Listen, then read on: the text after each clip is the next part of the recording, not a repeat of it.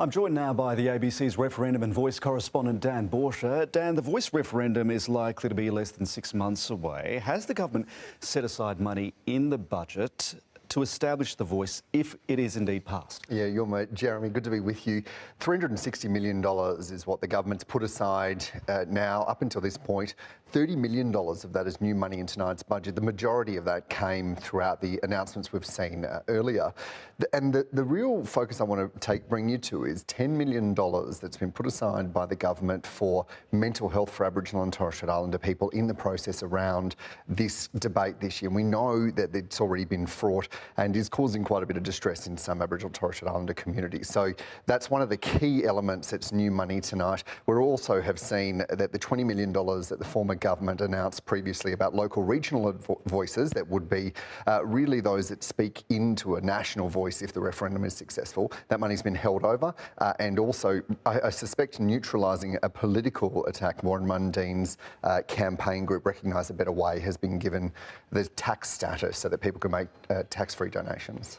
There's also a bit of broader spending on Indigenous affairs, including what seems to be a new collaborative funding approach in Alice Springs. Tell us about that. Yeah, so look, at the start of this year, we saw the Prime Minister go to Alice Springs when there was a whole lot of antisocial trouble there and announced about $48.8 million for immediate remediations and to help to deal with the situation on the ground. Well, in tonight's budget, we've also seen $250 million detailed. And in that, there's a whole lot of new spending, $50 million for infrastructure, $40 million for school attendance, $23 million to expand youth and child assessment and treatment, justice reinvestment, broadband, mobile, crime prevention and early intervention. And this has all been developed, I understand, in collaboration with the regional controller in Alice Springs in Central Australia, and also there's another $94 million that's been put aside to work further with the community to deal with some of those challenges as they arise. Now, this, of course, comes, Jeremy, as we've seen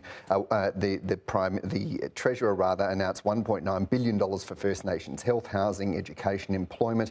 A whole lot of new spending announced tonight, including $238 million to improve cancer outcomes for First Nations people and $141 million to tackle Indigenous smoking and reduce vaping. Really a nod to those really difficult health challenges that face so many Aboriginal and Torres Strait Islander people. And it was a small announcement, but I wanted to bring it to your attention. $1.7 million to create the interim First Nations Aged Care Commissioner that came out of a recommendation of the Aged Care Royal Commission. That's going to be sitting inside health and the process to create a formalised long-term role would really kick off, or if this is indeed passed by the Parliament. Dan Borscher, thank you. Thanks, Jeremy.